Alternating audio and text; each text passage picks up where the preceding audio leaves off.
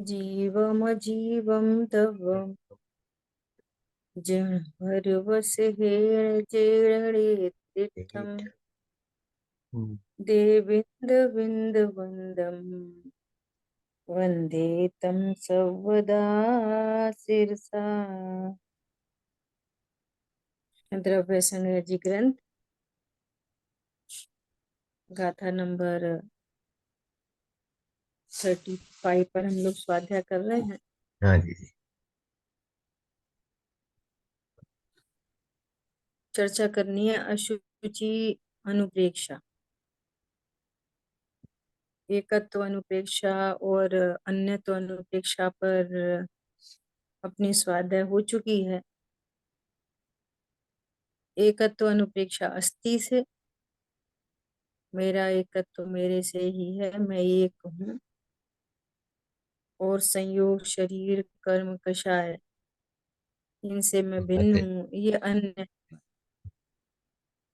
और विषय तो अपना भाव संवर का चल रहा है, तो एकत्व अनुप्रेक्षा कहो या अन्यत्व अनुप्रेक्षा करो, ये दोनों भाव संवर तत्व है ना। हाँ जी जी। मैं मैं एक ही हूँ ऐसा जानकर आनंद होना, ये अनुप्रेक्षा है। वीतरागता होना, ये अनुप्रेक्षा हाँ जी जी। है ना। हाँ जी। और पर मेरे से भिन्न है तो मेरे अनुसार नहीं है, मेरे को उनसे लाभ हानि नहीं है, ऐसा जानकर उनसे परत्व होना और परत्व के साथ निश्चिंतता होना, निर्भरता होना, ये अन्यत्व अनुप्रेक्षा है। अब बात आ रही है अशुचि अनुप्रेक्षा। अब अशुचि अनुप्रेक्षा को कहते हैं, है ना। हाँ वह जी। इस प्रकार है। किस प्रकार है? सर्व प्रकार से अशुचि, अपवित्र, वीर और रज से उत्पन्न होने के कारण ये शरीर की उत्पत्ति कैसे होती है? हम्म, मात पिता रज बीरज मिलकर देह बनी देह तेरी, है ना। हम्म, तो वो रजवीर अपने आप में अपवित्र है, और उनके निमित्त से उत्पन्न होने वाली यह देह कैसी है? बस आ वसा, रही। रुधिर, मांस, मेद, हड्डी, मज्जा, शुक्र, ये धातुएं हैं। इनमें कथित अशुचि सात धातु में होने से ये शरीर कैसा है? सप्त धातु में है। अच्छा, और फिर सातों की सातों धातु कैसी हैं? हाँ अपवित्र है, हाँ जी। ऐसा, है ना। हम्म, तो अभी कह रहे हैं कि ये अशुचि हैं। और नाक आदि नव छिद्र हम्म, द्वार होने से स्वरूप से भी अशुचि होने के कारण हम्म, वे हाँ जो जी। नव द्वार हैं गिनकारी, हम्म, तो नव द्वार भी अशुचि हैं। मूत्र विष्टा आदि अशुचि मलों की उत्पत्ति का स्थान होने के कारण यह देह अशुचि हाँ जी। है। तो अनेक प्रकार से अशुचि है ना। अभी देखना इसमें बहुत सारे मैसेज निकलेंगे। हम्म, बात तो कही जा रही है एकदम ऐसे सिंपल सिंपल, इनमें रहस्य बहुत हैं, लेकिन हाँ जी। उन रहस्य को समझना जिससे भेद ज्ञान हो, है ना। हाँ जी। क्या कह रहे हैं? ये अनेक प्रकार से अशुचि है। किस किस प्रकार से?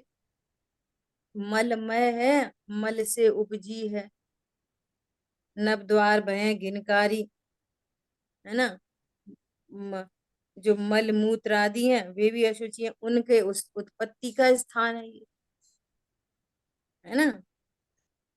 अनेक प्रकार से ये देह अशुचि है। अब सुनना, मात्र व अशुचि का कारण होने से ही अशुचि नहीं है। हम्म, अशुचि का कारण तो है ही है, स्वयं अशुचि है। उससे उत्पन्न होने वाले जो मलमूत्र आदि हैं, पसीना, है ना, नाक, ये सब भी अशुचि है। जी। और इतना ही नहीं, इतना ही नहीं, परंतु स्वरूप से अशुचि को उत्पन्न करने वाला होने से वह अशुचि है। परंतु जो शुचि पदार्थ है, जो शुचि पदार्थ है, कैसे शुचि पदार्थ है? वस्त्र है, धुले वस्त्र पहने, धुले वस्त्र पहने, और वे धुले वस्त्र पहने हुए दूसरे को पहनाए एज इट इज, वो अशुचि। पहनना नहीं पसंद करता। हाँ जी। शरीर के संयोग से वे शुद्ध वस्त्र भी अशुद्ध हो जाते हैं, हाँ जी। है ना। हम्म। शुद्ध शुद्ध अटपैरा घी से शुद्ध घर में मावा बना के रसगुल्ला बनाया, हम्म। और जिब्बा इंद्री पर रख, और फिर आपको खिलाओ। अशुचि हो गई। देह के संयोग में आते से ही वो वस्तुएं अश- अपवित्र हो जाती, बहुत सुंदर ये थी। कह रहे हैं।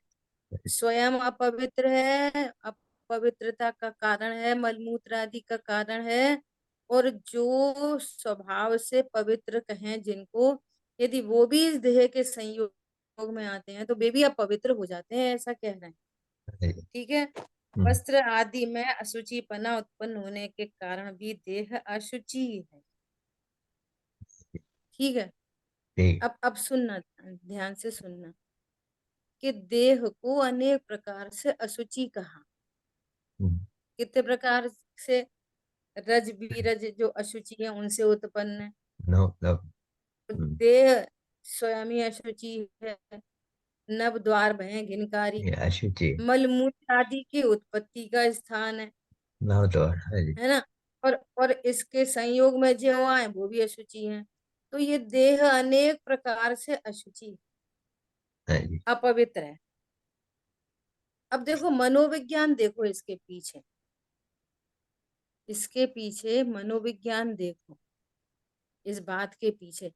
क्या हम ऐसा जान रहे हैं कि देह अशुचि है, अशुचि है, अशुचि है, तो ऐसा जानकर क्या संवर तत्व प्रकट होगा?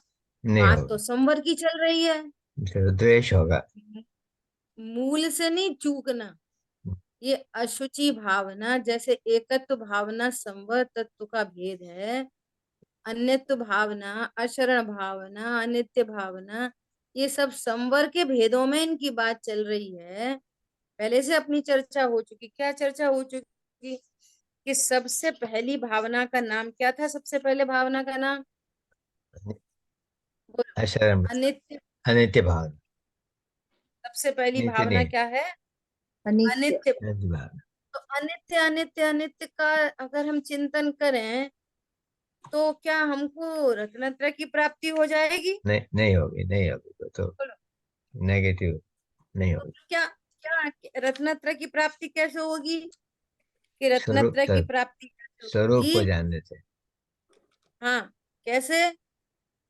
कि भैया बाहर में जिसको हम नित्य करना चाहते हैं और सुखी होना चाहते हैं उसके आशय से, तो वे तो कभी नित्य नहीं हो सकते। हाँ ओहो, जी। मैं ध्रुव हूं, ऐसा निर्णय अनुभव पूर्वक जो आनंद उत्पन्न हुआ, हम्म। वो है अनित्य अनित्य भावना। भाव बात सुंदर है। नित्य का आनंद, नित्यता का आनंद हम्म। अनित्य भावना है। हाँ जी। क्या बोला? नित्यता का। मैं नित्य हूँ। ध्रुव का आनंद, ये अध्रुव भावना है। बहुत सुंदर। मैं मेरे लिए शरण हूं, ऐसा जानकर जो आनंद हुआ, इस आनंद का नाम है अशरण अशरण भाव। भाव। बहुत सुंदर। बात थोड़ी अलग भाव। है। भाव लेना भैया पड़ेगा। बाहर में कोई शरण नहीं है, बाहर में कोई शरण नहीं है, बाहर में कोई शरण नहीं है, अरे नहीं, हम्म। शुद्धात्मा शरण है। हम्म। अब शुद्धात्मा शरण है ऐसा जानकर आनंद हुआ, हाँ जी। आनंद हुआ तो संवर प्रकट हुआ। हम्म। तो ये भावना किसके अंतर्गत आ रही है? हाँ। विकल्प के अंतर्गत नहीं आ रही। हम्म। विकल्प तो आशव तत्व है, और ये चर्चा चल रही है संवर के अंतर्गत, ये हाँ ध्यान जी। रखना है हम। बहुत सुंदर। संवर निकल के आना चाहिए। ठीक है। ऐसे ही संसार भावना, कि भाई ये जो अज्ञान मोह राग द्वेष है ये संसार है, और भगवान आत्मा इस संसार से भिन्न है, मैं भव रहित भगवान हूँ, ऐसा जानकर संसार मिटता है और आनंद होता है, इसका नाम संसार भावना। और 5 प्रकार के संसार की चर्चा आई थी, परावर्तन की। देखा था, स्वद्रव्य को जानकर द्रव्य परावर्तन मिटता है, स्व क्षेत्र को जानकर क्षेत्र परावर्तन मिटता है। पर पर द्रव्यों से राग द्वेष नहीं होता, ये भावना है, वीतरागता होती है। पर क्षेत्र से राग द्वेष नहीं होता, तो वीतरागता होती है। तो वीतरागता संवर तत्व है। तो ये सारी चर्चा संवर के अंतर्गत चल रही है। ऐसी एकत्व अपेक्षा, ओहो मैं एकाकी एकत्व लिए ही रहता हूँ,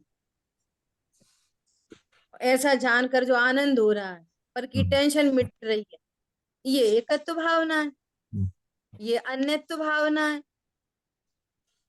अब बात किसकी चल चल रही है? अशुचि भावना, हम्म। मैं तो शुद्ध है ना? हूँ सर्वदा। अशुचि भावना है, देह को अशुचि बताया जा रहा है, देह मैं को अशुचि कहा जा रहा है। मैं तो तो देह नहीं। देह अशुचि है ऐसा जानकर रत्नत्र प्रकट होंगे कि नहीं होगा। द्वेष प्रकट होएगा? देश होगा, देश होगा। द्वेष होएगा उससे तो। देह तो अशुचि है, देह तो अशुचि है, देह तो अशुचि है, तो उससे तो द्वेष प्रकट होएगा। तो द्वेष थोड़ी संवर तत्व है, नहीं है। संवर प्रकट होना चाहिए।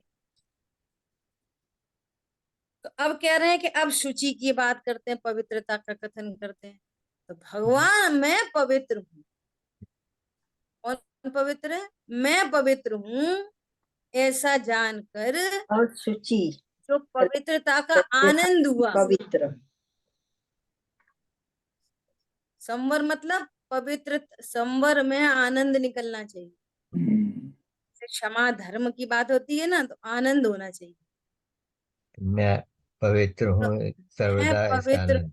हूँ, ओहो, जो पवित्रता का आनंद हुआ और अपवित्रता की टेंशन मिटी, हाँ इसका जी। नाम है, इसका नाम हुआ अशुचि भावना, संवर तत्व। पवित्रता का आनंद और पवित्रता का अपवित्रता विकल्प की मिटा। टेंशन मिटा, तो क्या हुआ? आनंद हो गया। अब ये बन बात गया भाव समूह। बात समझी। पकड़ में आ रही है बात? बात समझी। ऐसा तब हुई है। तो ये कह रहे हैं कि शरीर तो अनेक प्रकार से अशुचि। सुनना, आगे चर्चा भी आई, अपन यहीं पे चर्चा कर रहे पहले, कि ये शरीर अनेक प्रकार से अशुचि है, भगवान आत्मा शुचि है, ऐसा कहकर आचार्य भगवान ये कहना चाह रहे हैं कि जो तू जो ये जड़ पर झुक झुक जाता चेतन, ये जो तू देह पर झुक झुक जाता है ना, तू एक बार इस देह का विचार कर। कैसे तो उत्पन्न होती है, कैसे तो रहती है, जब तक रहती है तब तक इसमें क्या क्या परिणमन होते हैं। अब यार एक एक ये हटाओ स्किन, तो अभी देखने तैयार नहीं, छूने तैयार नहीं, है ना? तो ये कह रहे हैं कि ये अनेक प्रकार से अपवित्र कहने का अर्थ ये है कि तू इस देह का लक्ष्य छोड़।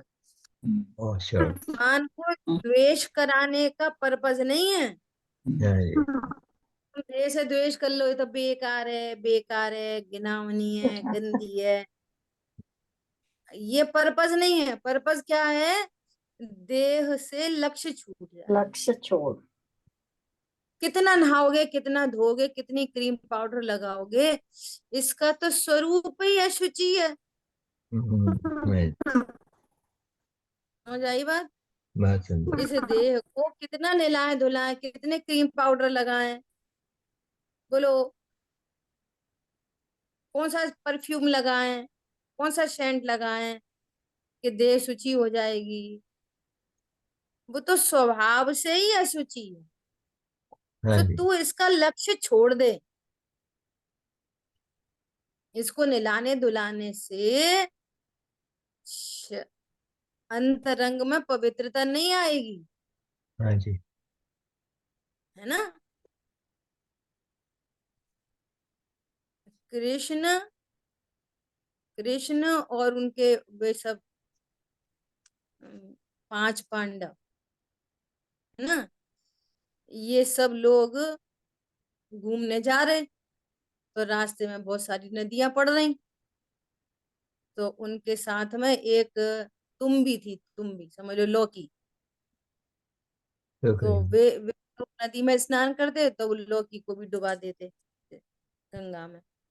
फिर दूसरी जगह नदी में जाते तो वहां खुद स्नान करते, उसको भी डुबा देते। फिर तीसरी नदी में जाते, खुद नहाते तो उसको भी डुबा देते। फिर जब लौट के आए ना, तो उन्होंने उस तुम्बी का छोटा सा टुकड़ा लेके और उसको टेस्ट किया, तो वो तो कड़वी। हम्म। तो श्री कृष्ण ने उपदेश दिया। क्या उपदेश दिया? कि हे भव्य पुरुषों, कोई नदी में स्नान करके आत्मा के विकार नहीं मिटते। देखो अपन ने इस तुम्बी को कैसी कैसी कैसी नदियों में इसको स्नान कराया, पर इसका इसकी कड़वाहट कहाँ गई? तो इस देह से तुम क्या क्या करो, कब और कब तक इसको अपना जानो, और इसके निमित्त से जो कुछ भी बाहर में कार्यक्रम हो, और इस शरीर को नदी में डुबा डुबा के स्नान करो, ये कब पवित्र हो जाएगा? क्या भी नहीं। ये कब पवित्र हो जाएगी?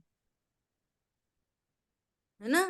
तो ये रक्षक। एंगल है वहां पे, हाँ द्वेष जी। कराना एंगल नहीं है। हम्म। जो तुम बार बार देह का लक्ष्य करते हो, देह की क्रियाओं से कुछ लाभ होगा, सो वो देह का लक्ष्य, देह की क्रियाओं का लक्ष्य छुड़ाया है।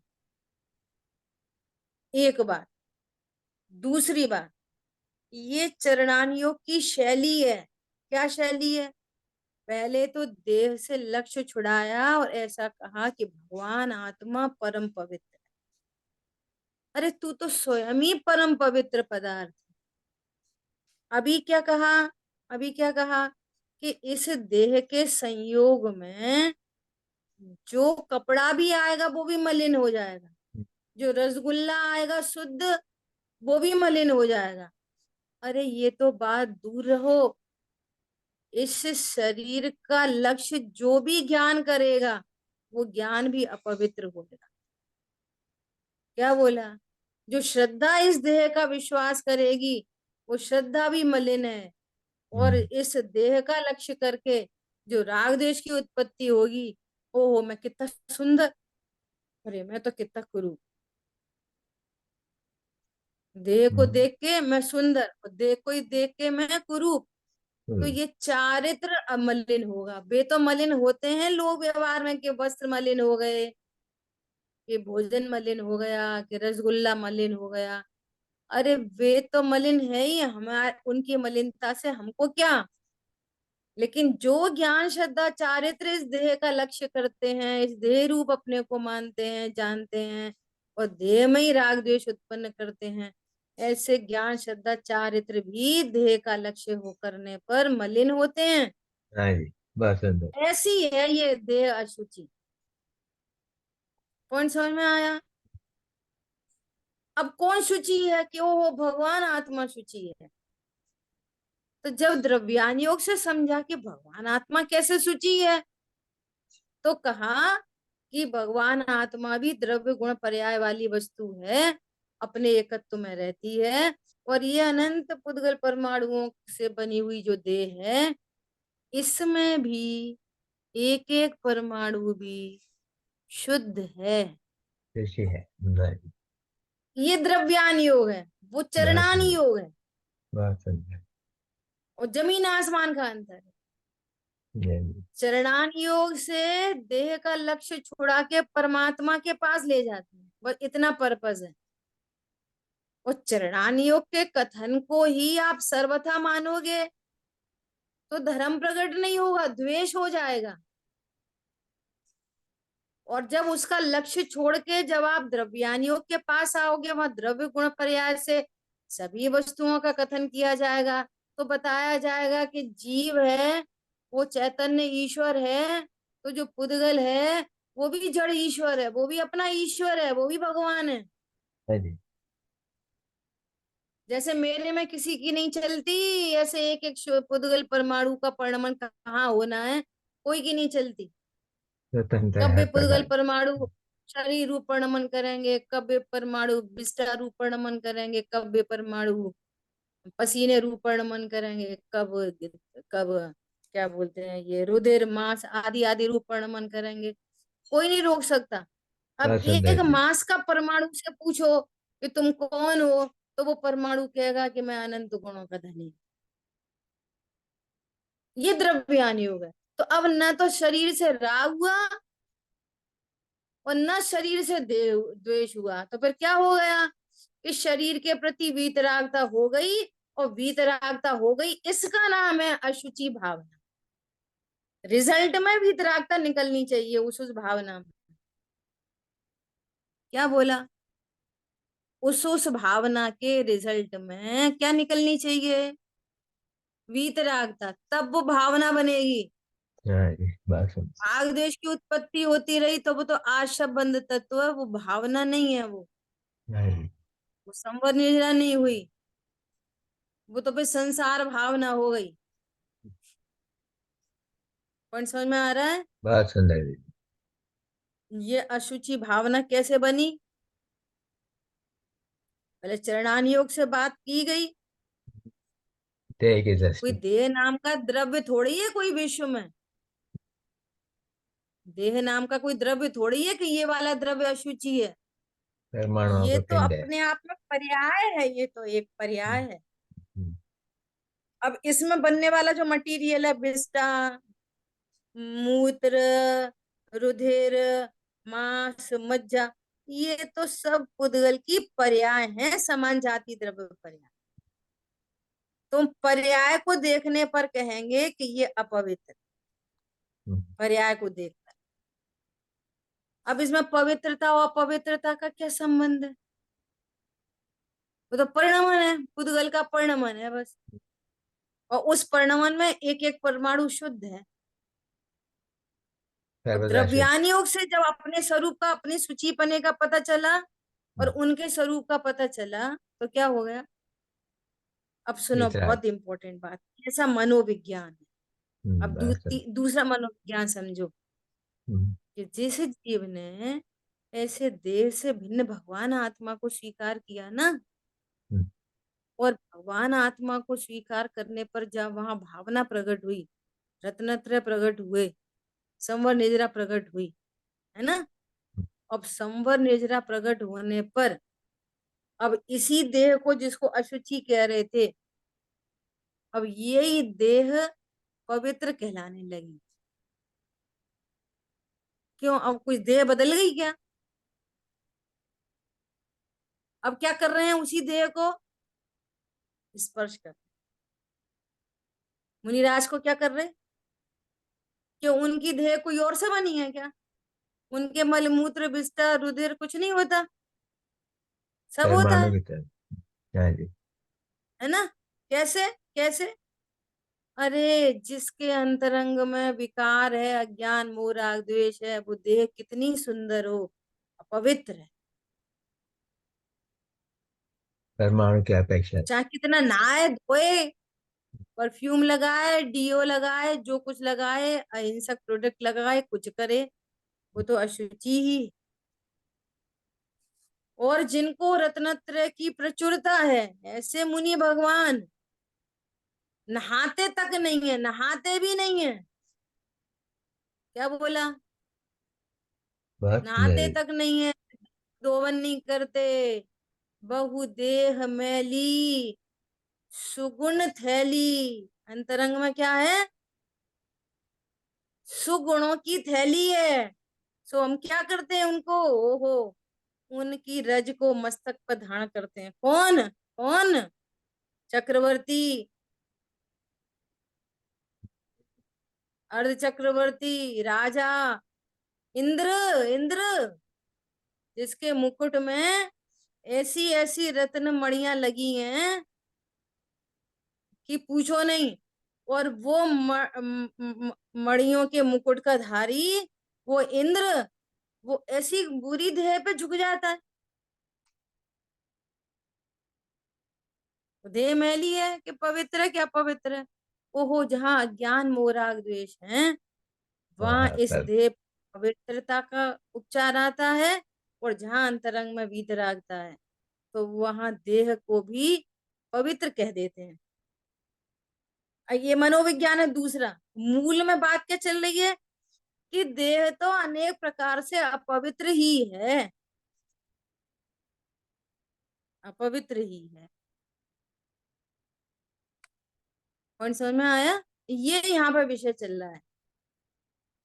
फिर से जो ये अनुप्रेक्षा, जैसे अपने धर्म की चर्चाएं की, क्षमा, तो क्षमा, क्षमा आपको तब पकड़ में आएगी जब क्षमा के नाम पर आपको वीतरागता दिखे।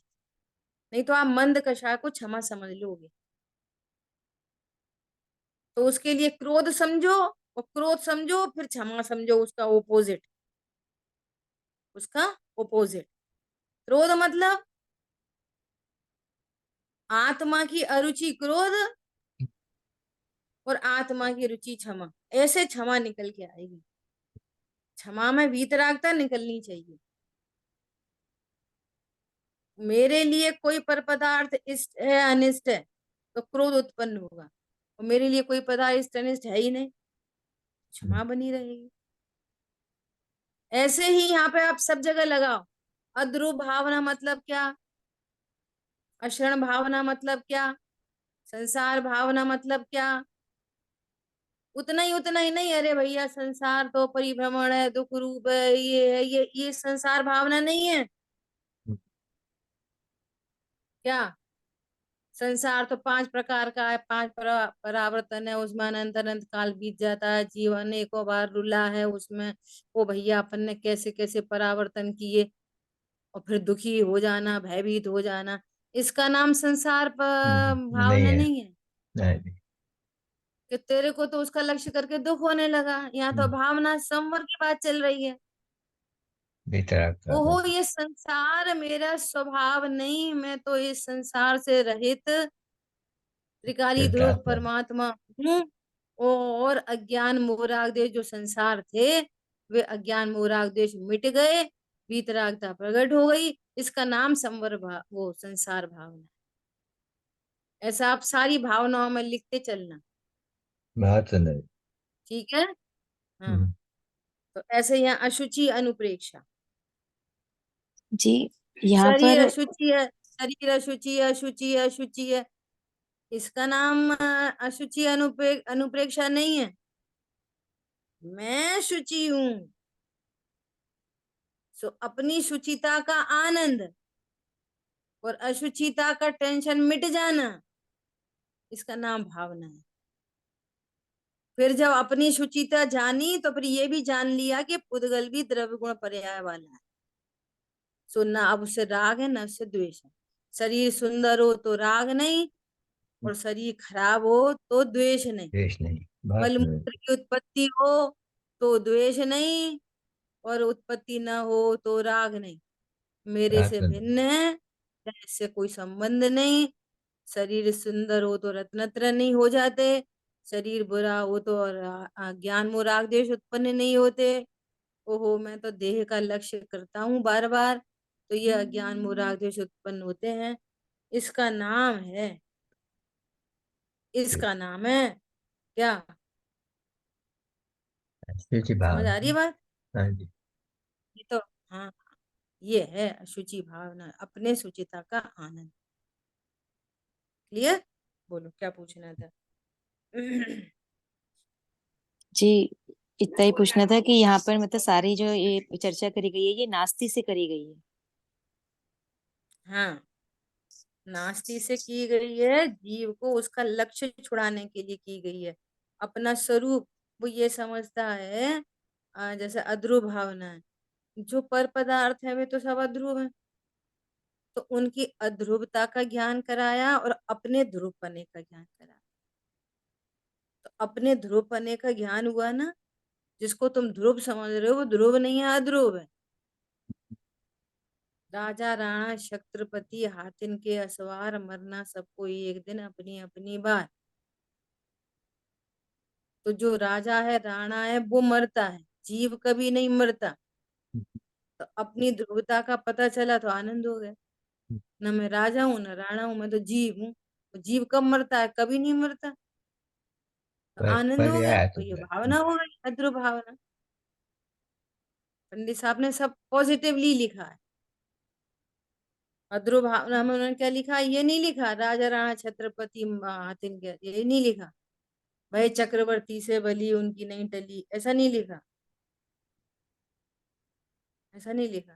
क्या लिखा, मैं आत्मा नित्य स्वभावी हूँ, ना क्षणिक पदार्थों से नाता, ये लिखा उन्होंने। संयोग शरीर कर्म रागादि, क्षण भंगुर जानो भ्राता, बहुत सुंदर। इनका विश्वास नहीं चेतन, अब तो निज की पहचान करो, निज ध्रुव स्वभाव के आश्रय से ही जन्म जरा मृत रोग हरो, ये लिखा उन्होंने अध्रुव भावना। संसार भावना में ऐसी लिखा, एकत्व भावना में ऐसी लिखा, सब ठीक है, ऐसे चर्चा हो। अब शुचित्व का, पवित्रता का कथन किया जाता है। सहज शुद्ध केवल ज्ञानादि गुणों का आधारभूत होने से और स्वयं ही निश्चय से शुचि रूप होने से परमात्मा ही शुचि है। ये भगवान आत्मा शुचि है और भगवान आत्मा का आश्रय करने वाली पर्याय शुचि हो गई। और जो भगवान आत्मा का आश्रय नहीं करती और देह का आश्रय करती हैं, वे पर्याय अशुचि हैं। और जहां पर्याय अशुचि हैं तो वे उसके साथ में देह को अशुचि कहते, और उसका लक्ष्य छुड़वाते कि देखिए तो मलमय है, ऐसा। ठीक है, ये मनोविज्ञान समझ में आ रहा। अब देखो क्या करें, जीव ब्रह्म है, जीव क्या है, ब्रह्म है। जीव में ही मुनि की जो चर्या होती है उससे पर ऐसे देह की सेवा रहित ब्रह्मचर्य जानना। ब्रह्म स्वरूप में चर्या का नाम ब्रह्मचर्य है, उसमें देह की सेवा नहीं होती, देह की सेवा से रहित, ये ब्रह्मचर्य। अब देखो इस गाथा में कथित निर्मल ब्रह्मचर्य वह निज परमात्मा में स्थित जीवों को ही होता है। ब्रह्मचर्य किसको होता है, आत्मा में निज लीन। परमात्मा के आश्रय से, निज परमात्मा की भावना से, निज परमात्मा में स्थित होने से, या सरल शब्दों में बोलो मैं परमात्मा हूँ ऐसे ज्ञान विश्वास से होता है ब्रह्मचर्य, ब्रह्म स्वरूप का आनंद। ब्रह्मचर्य की भी चर्चा कर लो थोड़ी सी, क्या कि मैं पर को छू नहीं सकता, भोग नहीं सकता, पर से मुझे सुख होता ही नहीं है, ऐसे ज्ञान विश्वास पूर्वक जो आनंद होता है उसका नाम ब्रह्मचर्य। क्या बोला, मैं अतीन्द्रिय महापदार्थ हूँ, इंद्रियों को ही नहीं छूता, तो इंद्रियों के माध्यम से पर को कैसे भोग कर सकता हूँ। कौन समझ में आ रहा है। और अपने स्वभाव में ही जो संतुष्ट होता है, आनंद प्रकट होता है, इस ब्रह्म स्वरूप में जो चर्या करता है उसका नाम ब्रह्मचर्य। और ब्रह्मचारी आनंदित होता है, अकेली शादी नहीं कर लेने का नाम ब्रह्मचर्य नहीं। पॉइंट पकड़ में आ रहा है। ब्रह्म स्वरूप में चर्या होने पर जो आनंद होता है उस आनंद का नाम ब्रह्मचर्य। वो क्या है, मैं अतीन्द्रिय हूँ, देह को ही नहीं छूता, तो पर की देह को कैसे छूऊंगा, और पर की देह से मुझे आनंद कैसे आएगा, पर के भोग से आनंद कैसे आएगा, रसगुल्ला खा के आनंद कैसे आएगा, खाया ही नहीं, रसगुल्ला खाया ही नहीं, आनंद किधर से आया। समझ में आ रही है बात। ओहो, आनंद तो मेरा ही है, मैं ही आनंद स्वरूप हूँ, इसका नाम ब्रह्मचर्य। अब जिसकी परिणति में ब्रह्मचर्य है, शुचि, शुचि परमात्मा के आश्रय से जो पवित्र पर्याय उत्पन्न हुई उसका नाम ब्रह्मचर्य। और इस ब्रह्मचर्य की प्रचुरता होने पर, वृद्धि होने पर अब देह का स्नान हो नहीं हो वो तो पवित्र ही है, ऐसी देह भी पवित्र है। और जिसकी पणति में ब्रह्मचर्य नहीं है, वो कितना भी मल के नहाए, नदियों में स्नान करे, तो भी अपवित्र है। पॉइंट पकड़ में आ रहा है? बहुत महत्वपूर्ण बात है। देखो, जैसे कोई बहुत बड़ा हॉल है, कोई बहुत बड़ा हॉल है ना, तो वो हॉल है, तो हम उस हॉल में प्रवेश करते हैं, तो हम ऐसा करते हैं कभी?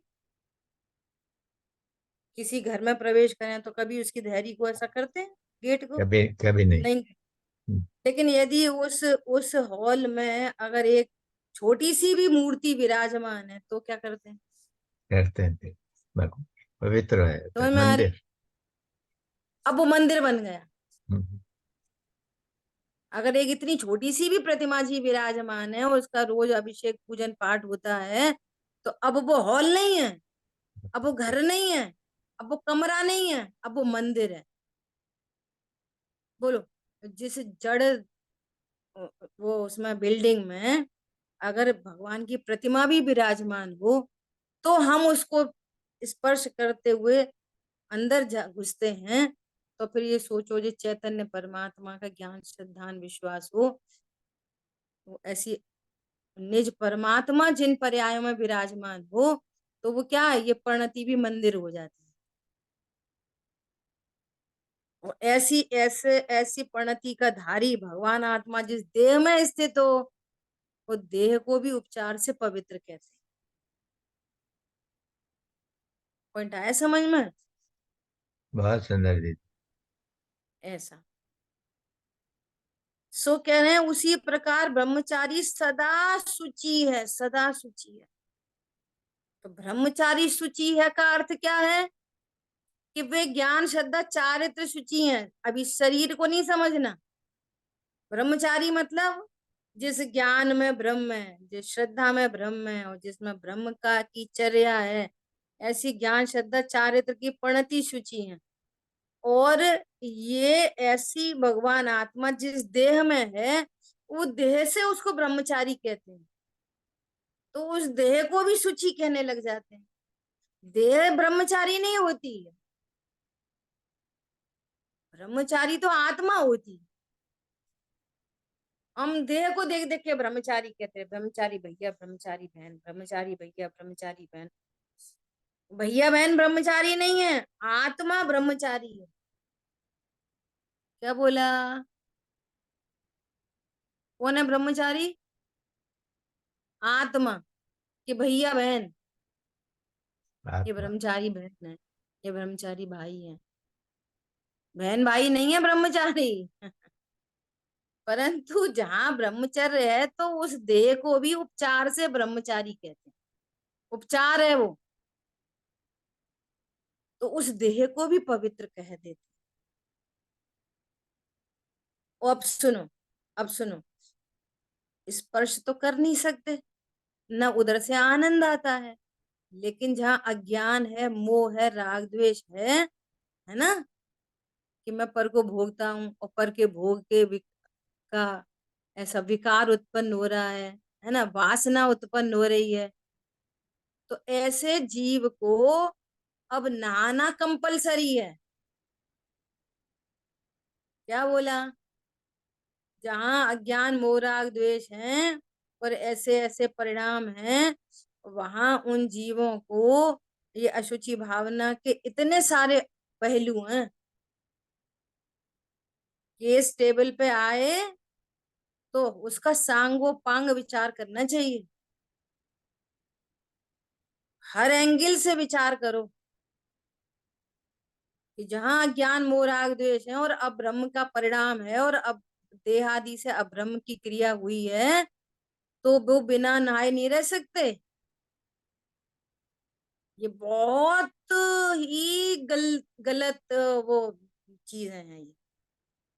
अरे शरीर के स्थान से क्या होता है? अरे वो तो पहले से ही अपवित्र है। और अपवित्र क्रिया होने पर तो उसकी पवित्रता बहुत जरूरी है, वो नहाना धोना जरूरी है। और यहाँ तो ये कह रहे हैं कि नहाने धोने पर भी वो कभी पवित्र नहीं होती। जब नहाने धोने से ही पवित्र नहीं होती, तुम नहीं नहाओगे तो और ज्यादा अपवित्रता है। पॉइंट पकड़ में आ रहा है? और ज्यादा अपवित्रता है। बात है। Yes। और जहां ब्रह्मचर्य है अंतरंग में, तो वो कह रहे हैं ऐसी देह भी शुचि है। हम्म, बहु देह मैली सुगुण थैली, सुगुणों की थैली है वो तो। हम्म, और जहाँ इंद्रों के मुकुट जिनके चरणों में झुकते हैं, राजा आदि जिनके चरणों में झुकते हैं। समझ आई बात? इसलिए उनको स्नान की कोई कंपलसरी शर्त नहीं है। क्यों? स्वयं ही पवित्र है, जीव ही पवित्र है, और अपवित्र काम कुछ हुए नहीं है। ऐसा। ठीक है, सुनो। इस वचन से उस प्रकार के ब्रह्मचारियों को ही सूची बना है। इनको, जिनकी ब्रह्म उनका स्वरूप में चर्या है, उनको हम्म, सूची बना है। काम क्रोध आदि में रत रहने वालों को जल स्नान आदि से शुद्धि करने पर भी शुचि बना नहीं है। क्या बोला? जो काम क्रोध आदि में लिप्त हैं, अब इस शरीर को धोए कितना मलमल के, तो भी उनको शुचि बना नहीं है। क्योंकि बात है। शरीर की शुचिता से परिणामों की शुचिता नहीं होती। हाँ जी। शरीर की शुचिता से अज्ञान मोह राग द्वेष नहीं मिटेंगे, वो तो ब्रह्म स्वरूप के आश्रय से मिटेंगे। शुचि आत्मा के आश्रय से पर्यायों में शुचिता है। हाँ जी। इतनी महान बात है। चरणान योग का कथन चरणान योग से, द्रव्यान योग का कथन द्रव्यान योग से। कुछ लोग उल्टा उल्टा अर्थ निकालते हैं, ऐसा अर्थ निकालते हैं, देह से तो भिन्न है, अपन तो शुचि है, और नहाने धोने से क्या है? प्रभु तू तो बहुत ही अपवित्र है फिर तो। हम्म, ऐसा। ठीक है। हाँ जी। अब देखो आगे क्या कह रहे हैं। इसी प्रकार कहा है कि जन्म से शूद्र होता है, कोई तो जन्म से ही शूद्र होता है। हम्म, अब देखो कोई ऐसा बोले भैया कोई जन्म गया, शूद्रों में जन्म गया, तो ये क्या बात है? ऐसे लोगों से फिर अपन हेट करते हैं, वो करते हैं, ये करते हैं। मैटर वो नहीं है, मैटर है परिणामों का। जो ऐसा पूर्व में ऐसा कर्म को बांध कर वे मनुष्य गति में आए हैं, महाभाग्य से मनुष्य गति पाई, लेकिन कैसा घर पाया? शूद्रों का। वहां पर भी परिणाम निमित्त है। देखो, होने को तो सम्यक दृष्टि कोई भी हो सकता है, योग्यता तो सब में आ सकती है, लेकिन प्रश्न है वो शूद्र में क्यों उत्पन्न हुआ? इन जनरल एक सामान्य कथन होता है, विशेष कथन होता है। सामान्य कथन से बात करेंगे कि जो शूद्र है ना, वे होते ही नैरो माइंडेड है, तीव्र कषाय से भरे रहते हैं, उनकी थॉट प्रोसेस अच्छी नहीं होती, तभी तो शूद्रों में जन्म है। जन्मते काय को फिर? पॉइंट पकड़ में आ रहा है? कभी नहीं बराबरी हो सकती उनकी। अब ये तो है ना, दूसरा एक एंगल है कि भैया उनका भी तो लाल खून है, उन बेका सफेद खून वाले हैं, ये तो हमारे तुम्हारे जैसे ही हैं। वो दूसरा एंगल है, अनेक एंगल है ना बात के। ये तो अपन तो ये कहेंगे सफेद खून लाल खून छोड़ो, हम तो ये कह रहे हैं बेबी जीव है, हम भी जीव है, वे भी भगवान आत्मा है, हम भी भगवान आत्मा है। तो ये जो भेद विज्ञान की कोटि है, वो सेपरेट है, और चरणान योग है वो अपनी जगह सेपरेट है। इसका मतलब ये नहीं हम शूद्रों के साथ बैठ के भोजन कर लेंगे, इसका मतलब ये नहीं हम शूद्रों को स्पर्श करके मंदिर चले जाएंगे। पॉइंट पकड़ में आ रहा है? ये बहुत इंपॉर्टेंट बात है। जन्म से ही कोई शूद्र होता है, समय अपना हुआ है, क्रिया से द्विज कहलाता है, श्रुत द्वारा श्रोत्रिय और ब्रह्मचर्य द्वारा ब्राह्मण जानना। ठीक है, शेष चर्चा अपन आगे करें। जिन वाणी के ज्ञान से सूझे लोकालोक, सो वाणी मस्तक नम सदा दे तुम रोक। बोलिए द्वारकांग मई जिन वाणी माता की जय। जय हो। जय जय जय हो। जय हो। जय जय जिनेंद्र। जिनेन्द्र। जय जय जिनेन्द्र। जिनेन्द्र। जय जिनेंद्र। जय जिनेंद्र।